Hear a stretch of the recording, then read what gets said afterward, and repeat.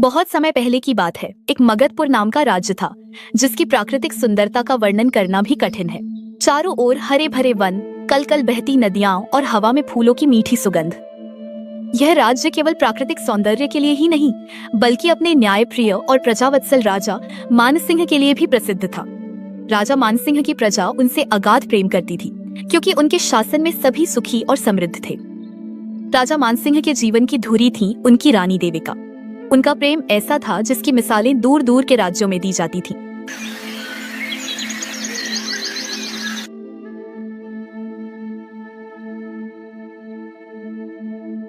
रानी कहाँ है? क्या संदेश है? महाराज, रानी साहिबा अपनी सखियों से मिलने गई हैं। वह शीघ्र ही लौट रही होंगी, आप चिंता न करें। जाओ, उन्हें मेरा संदेश दो कि उनका राजा उनकी प्रतीक्षा कर रहा है। उनसे कहो कि वह जल्द लौटें। इसी प्रेम और खुशहाली के वातावरण में धीरे धीरे समय अपनी गति से चलता रहा। एक दिन राजवैद्य ने महल में यह शुभ समाचार सुनाया। महाराज, शुभ घड़ी आ गई है। रानी देविका गर्भवती हैं। यह समाचार पूरे राज्य के लिए हर्षोल्लास लेकर आया है। अद्भुत! यह समाचार तो मेरे जीवन का सबसे बड़ा सुख है। तत्काल घोषणा करो, दरिद्रों के लिए भंडारे खुलवा दिए जाएं और स्वर्ण मुद्राएं लुटाओ। यह 9 महीने रानी की सेवा में समर्पित होंगे। दासी, सुनिश्चित करना कि रानी को किसी प्रकार का कष्ट न हो। 9 महीने उन्होंने रानी देविका की सेवा में समर्पित कर दिए। उनकी छोटी छोटी इच्छाओं को पूरा किया। राजा और रानी दोनों ने मिलकर आने वाली संतान के लिए सैकड़ों सुंदर सपने बुने। स्वामी, मुझे ऐसा लगता है कि हमारी संतान हमारे प्रेम को एक नया रूप देगी। मैं कितनी सौभाग्यशाली हूँ कि मुझे आपका इतना गहरा प्रेम मिला। देविका, तुम केवल मेरी रानी नहीं, तुम मेरा जीवन हो। मैं बस यही चाहता हूँ कि तुम और हमारी संतान दोनों सुरक्षित रहें। हमारी यह छोटी सी दुनिया अब पूर्ण होने वाली है। अंततः वह शुभ घड़ी आई। पूरे महल में मंगल गीत गाए गए और रानी देविका ने एक अत्यंत सुंदर पुत्री को जन्म दिया। नवजात कन्या का मुखमंडल चंद्रमा के समान तेजोमय था, पर विधाता को कुछ और ही मंजूर था। पुत्री को जन्म देने के कुछ क्षणों बाद ही रानी देविका का स्वास्थ्य अचानक बिगड़ा। महल में खुशी की लहर गहरे शोक और रुदन में बदल गई। महाराज, मुझे क्षमा करें। हमने हर संभव प्रयास किया, पर रानी साहिबा वह अब इस संसार में नहीं रही। झूठ! ये झूठ है। देविका, मेरी देविका मुझे छोड़कर नहीं जा सकती। तुम कैसे कह सकते हो? वह अभी अभी तो माँ बनी है। मेरी दुनिया उजड़ गई। मैं इसके बिना कैसे रहूंगा? राजा मानसिंह का दुख इतना गहरा था कि वह विवेक और संतुलन खो बैठे। उनका प्रेम तीव्र शोक और अपराध बोध में बदल गया। उनके मस्तिष्क ने इस असहनीय पीड़ा का कारण ढूंढना शुरू किया और उनका ध्यान उस नवजात कन्या पर गया। इसी के कारण मेरी देविका आज मुझसे दूर हुई है। यह मासूम नहीं, ये मेरी प्रियतमा की हत्यारिन है। इसने मेरी खुशियों को लील लिया है। मैं इसका मुख नहीं देखूंगा। वह नवजात, जो अब भी संसार में ठीक से आंखें भी नहीं खोल पाई थी, राजा के क्रोध और घृणा का केंद्र बन गई।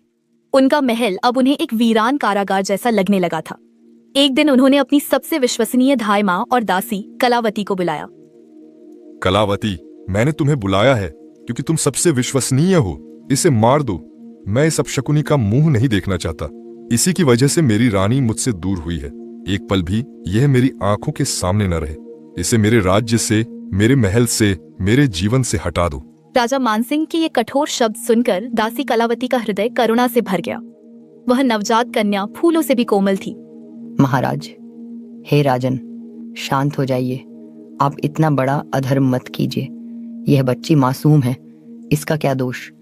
आप इस समय गहरे दुख में हैं, इसलिए आपको उचित अनुचित का भान नहीं हो रहा है।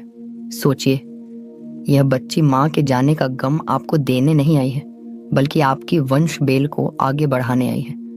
अगर आप इसे मार देंगे तो आपके सिर पर एक अबोध की हत्या का पाप लगेगा, जिससे आपकी आत्मा कभी शांत नहीं होगी। रानी देविका की आत्मा भी यह देखकर प्रसन्न नहीं होगी। महाराज, मैं इसे मार नहीं सकती। मुझे आज्ञा दीजिए। मैं इस राजकुमारी को पालूंगी। यह इस महल में रहेगी, पर मैं इसे आपकी दृष्टि से दूर रखूंगी।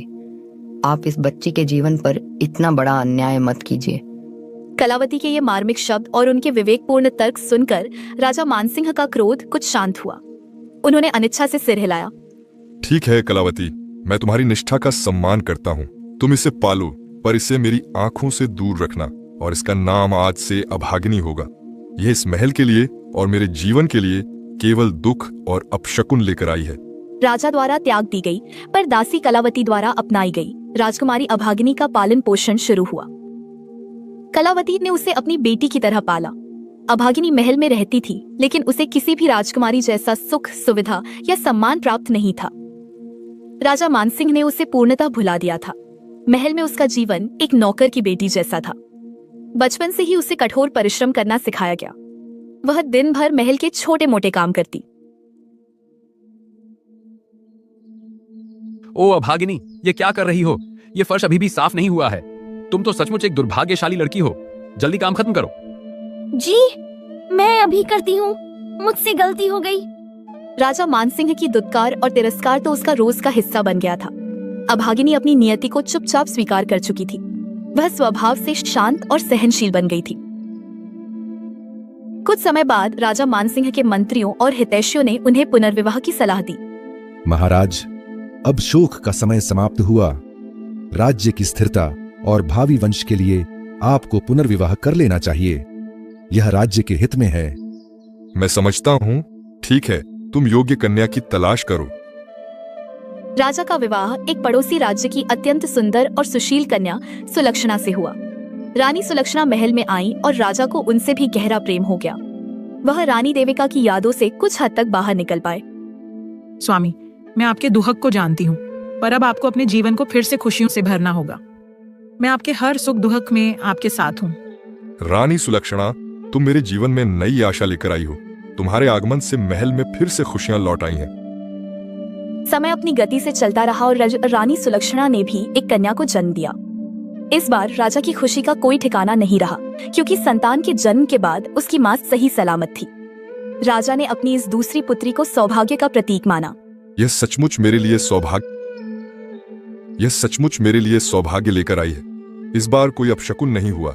मेरी इस प्यारी बेटी का नाम आज से सुभागी होगा। पूरे राज्य में उत्सव की घोषणा करो। अब महल में राजा की दोनों बेटियां पलने बढ़ने लगी, लेकिन उनके जीवन में जमीन आसमान का अंतर था। पिताजी ने मेरे लिए यह सोने का हार भेजा है। यह देखो, कितना सुंदर है। तुम तो बस यही दासी के कपड़े पहनो अभागिनी। पिताजी तुम्हें देखना भी पसंद नहीं करते। सुभागी राजा की प्यारी बेटी थी, जो लाड प्यार में पली। उसे अच्छे वस्त्र, सुंदर आभूषण और शिक्षा के लिए योग्य गुरु मिले। अभागिनी, जो पुरानी और साधारण दासी के वस्त्रों में रहती थी, उसका जीवन महल में एक नौकरानी जैसा था। उसे केवल दासी कलावती का प्रेम और सहारा मिला। अभागिनी का हृदय धीरे धीरे वैराग्य और ईश्वर भक्ति की ओर मुड़ने लगा। एक दिन राजकुमारी अभागिनी महल के पीछे वाले बाग की सफाई कर रही थी। तभी उसने महल की सीमा से बाहर एक शांत और पवित्र स्थान पर कुछ साधु महात्माओं को एकत्र देखा। वहां भजन कीर्तन की मधुर ध्वनि आ रही थी और बीच में एक तेजस्वी संत बैठे थे, जो प्रवचन दे रहे थे। वह संत और कोई नहीं बल्कि महान संत कबीर साहिब जी थे। अभागिनी के हृदय में अद्भुत शांति जागी। वह तुरंत अपना काम छोड़कर चोरी छिपे उस सभा में चली गई और एक कोने में बैठकर कबीर के भजन कीर्तन और प्रवचन सुनने लगी। कबीर साहिब अपने दोहों और वचनों के माध्यम से संसार की नश्वरता, ईश्वर की एकता और कर्म की महत्ता का उपदेश दे रहे थे। अभागिनी ने अपने जीवन में पहली बार इतनी शांति और संतोष महसूस किया। यह कैसा अद्भुत ज्ञान है। यह संसार का सुख दुख सब क्षण भंगुर है। असली धन तो आंतरिक शांति और सत्कर्मों में निहित है। अब तो यह उसका नित्य कर्म बन गया। वह रोज काम से समय निकालकर उस मठ के पास जाती। इन प्रवचनों ने उसके हृदय को धीरे धीरे ज्ञानी, शांत और स्थिर बना दिया।